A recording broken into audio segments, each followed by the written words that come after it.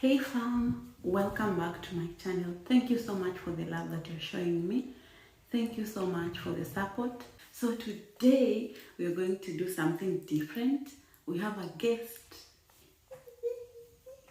Yeah, we have a guest who is my friend and is going to tell you guys about how to apply student visas.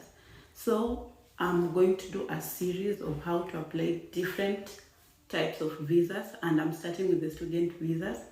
My friend has been in the United States and is an international student, so he has the experience of how to apply for the F1 student visas. So without further ado, let's get into it.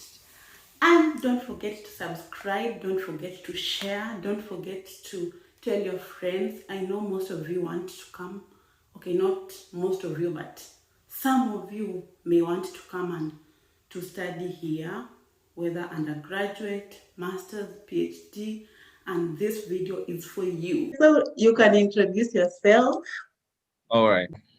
then you tell us more about student visas. Okay, sure. So my name is Malibet Karanja. Yeah, and I'm actually a student here in the United States. I've been here for about 3 years. And we used to school with Bev until I changed my career path and I applied to school abroad to actually come and study in the US. So I'm going to talk about the student visa, which is also referred to as the F1 visa. So I'm going to take you through the steps on how to actually get to applying a visa and all the processes that are involved. So the first option, you have to actually find a school. So you find a school in relation to what course or career you want to choose, and also in terms of which school you prefer, and also the tuition fees, and also you have to check the living expenses depending on which state the school is actually located. So an example, a school in New York or a school in California is a little bit expensive than a school in Texas. So you also have to look at the living expenses, of the school that you're going to. So depending on where the school is. So the first thing you do is find a school in relation to the coursework and the fee structure. Internationally, a university in the US, probably for an international student, it costs around $12,000, which is about 1.2 billion Kenya shillings per semester. So depending on where the school is, and that might change. It might be higher, it might be lower. So the university fees is about 1.2 million Kenya shillings, and it can Which go up to about 18,000 US dollars, which is around 1.8 million Kenya shillings, without living expenses. Uh-huh. Okay, and it tends to be expensive for the international students, right? Yes, Mm. it's expensive for the international student. You might find that the residents and American citizens pay a little bit lower than that. So an American citizen might pay, like, let's say, around $5,000 a semester, while you end up paying about $15,000 a semester. So it's totally expensive for an international student to study here. So you have to really have like a very good financial plan whenever you're coming to study here. Yeah. Yeah, that is like Yeah, triple the fee. yes, it's triple what the Americans pay. So let's dive into how you get the visa. Um, Okay, so whenever before you uh-huh. go there, I think the school you apply for should also be in the SEVP program. Like, Yes, yes. So most of the schools, some schools don't have international students, but also a school has to have like an program, because they encompass international students from all over. So you have to apply to a school that also accepts international students, because it's a whole program, because mhm. the international office in the school is the one that handles your schooling, the detailing of the fees, the living expenses, and they follow you up whenever you're schooling with them for the whole 4 years or 5 years you're in school. Yes. Okay, so continue. All right. So once you find a school of your choice, depending on what you want to study, so the next step is actually to apply to the school. So you have like two applications. One, you'll apply directly to the school, and also you're going to pitch in an application to the international office. So after pitching in an application, the application includes your transcripts. Probably if you're studying in Kenya or anywhere in the world, let's say you're straight off from high school, so you need your high school transcripts, and also they'll need a copy of your passport, and also depending on the school, they'll ask for bank statements. So the bank statements, they also give like a range of how much should be in the bank account, depending on how much the school fees is that in that school. So probably let's say the minimal cost is like let's say $50,000 per year for the 2 semester or 3 semesters. Mm-hmm. They'll ask for a bank statement that's around, it has like $30,000, probably $30,000 or $40,000 for the school fees. So you should have a bank statement. You should also have a valid passport with a validity more than 6 months, and also you should pitch in an application to the school. So those are the three things you actually start with. All right. Someone asked me if they really check Uh-huh. the bank to see the balances. They kind of do. So they don't check the bank. They don't check the bank, but the bank statements, as an official document, it will just certify that, oh, this person is able to pay the school fees. So that's the only thing they check, because you have to show like you have like the financial build to actually sponsor your education. So yeah, And the they only put that in file just to make sure that you're able to pay your school fees, and that's it. Yes, they don't go checking the bank account and all that. Yeah. okay, and the bank statement, should they be from your parents, or someone can you can just bring a relative's bank statement and they accept? Yes. So when it comes to the bank statement, you can get your parents. So your parents can definitely sponsor your education, or you can have a relative, either an uncle, a nephew, an aunt, probably.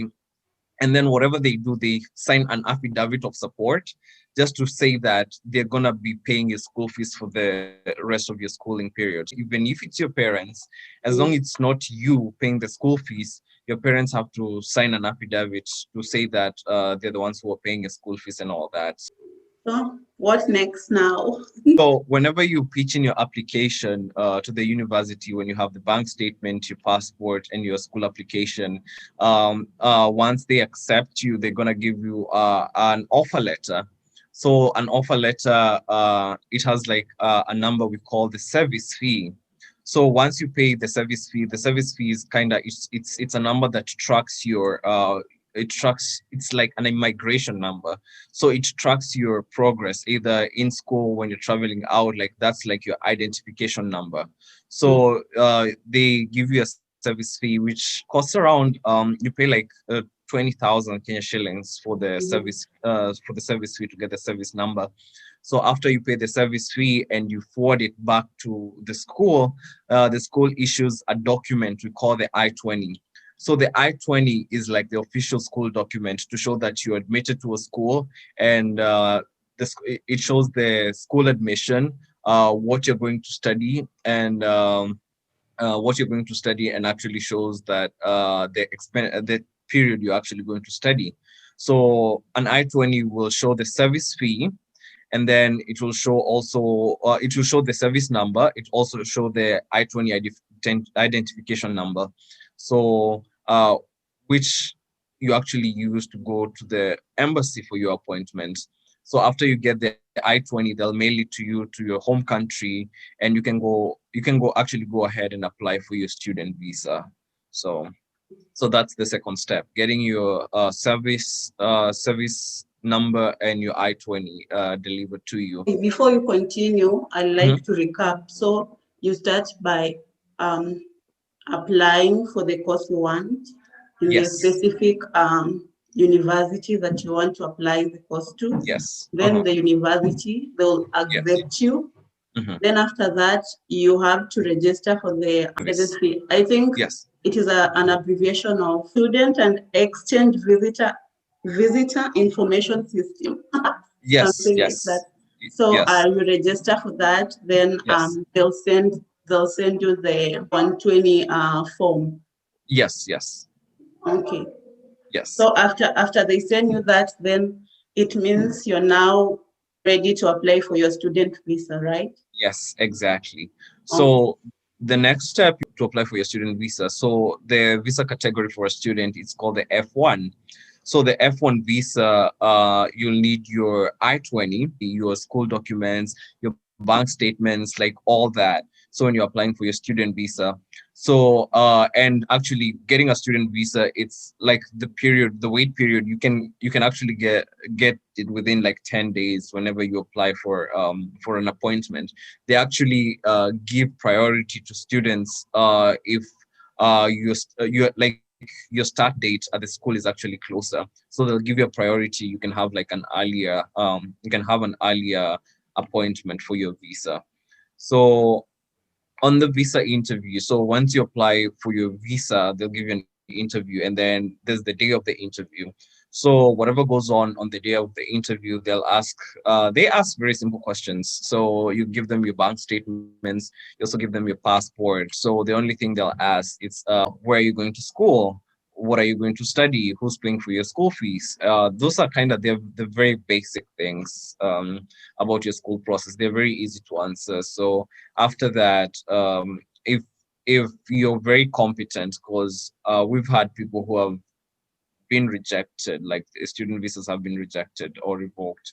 So you have to be very confident about it, because they really they really want to know that you definitely are going to study, or you're Mm. actually definitely interested in going to study. So I will say that just know the details of the school you're going to study and what you really want to study. So let it not be that your parents pushed you to go study, or Yeah. it has to come from you. It has to really come from you. You want to come study here. Yes. And in most of these interviews, they actually look at how confident you are. They Yes. ask you questions, and if you fumble, Yes. then that is like some points are taken off. Yes. Yes. Okay, so I'll go back. When Uh-huh. you want to apply for the student visa, I Uh-huh. think siku hizi kuna the online application form. Is it Yes. the DS 160 or something? 160. Yes, I Yeah, think I filled out the DS 160. Yes, I yeah. did. I filled out the DS 160. And it's very much straightforward, because you only fill out it's very easy. So it's very much straightforward and actually I think it's easier when actually you're applying to school.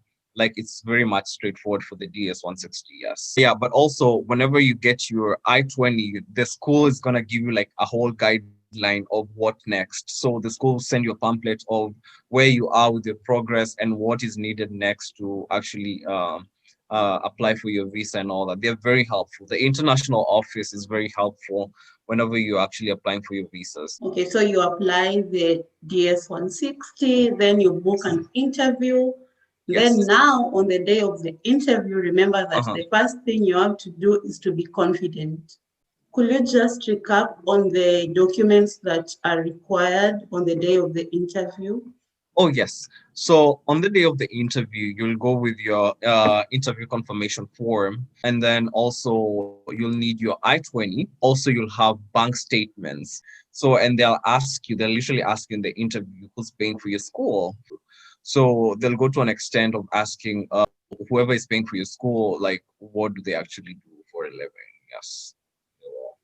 And you should also remember to carry your passport, right? Yes, and your passport. Yeah, and your passport. Yeah, you have to carry your passport.